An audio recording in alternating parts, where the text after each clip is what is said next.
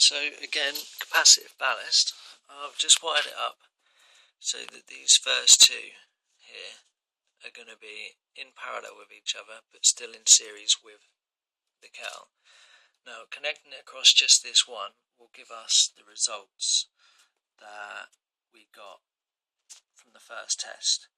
So I can't actually remember what that was, if I'm being honest. I haven't watched the video, so I'm just going to see what that pulls when I turn it on.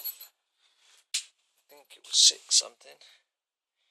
It is pulling about 6 amps, so it was half in it on the first test. So the plan was to put some in, put 2 in parallel but still in series with the load. So I shall turn it on. I'm going to short out the caps just to make sure I'm not going to go shocking myself. And then I shall put this one here and this one here. I shall put this one here. I'd have to keep moving that one then. And now that one is still a load. But I'm hoping, because when you join 2 capacitors in parallel, it halves the capacitance,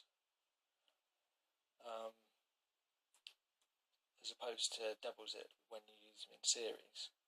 So I'm hoping that by halving the capacitance, it should give me somewhere, if it cuts it down to 6 from 12, I'm hoping that it's going to cut it down it's going to be in between, so it's going to be 9.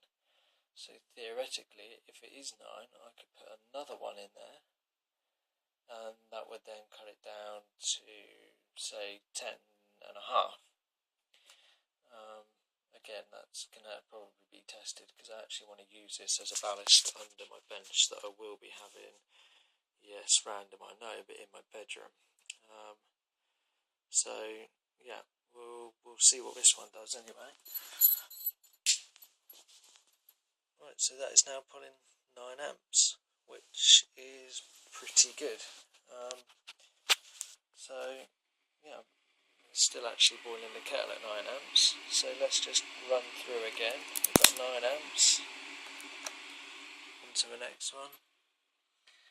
Down to 4.5. Very random. So I mean, last time it was down to 6, just on the first one. So maybe I'm going to have 3 in the first lot, 2 in the next lot, 1, 1, 1. So I think it's just a matter of playing around with the configurations, just to get a decent adjustable ballast. So obviously once I've done all this and it all goes under the bench, it will have switches so I can know how much it's going to, I can have switches labelled which one's which and which one is going to limit it by, so I don't have to unclip. I mean, it's a pretty crude way of doing it, but obviously it's in testing at the moment. So, but that was a good result, because I managed to get from 12 down to 9, as opposed from 12 down to 6. So that's pretty good. I'm quite happy with that. So it looks like I might be paralleling some more up and see where we go. So I shall make another video of that again.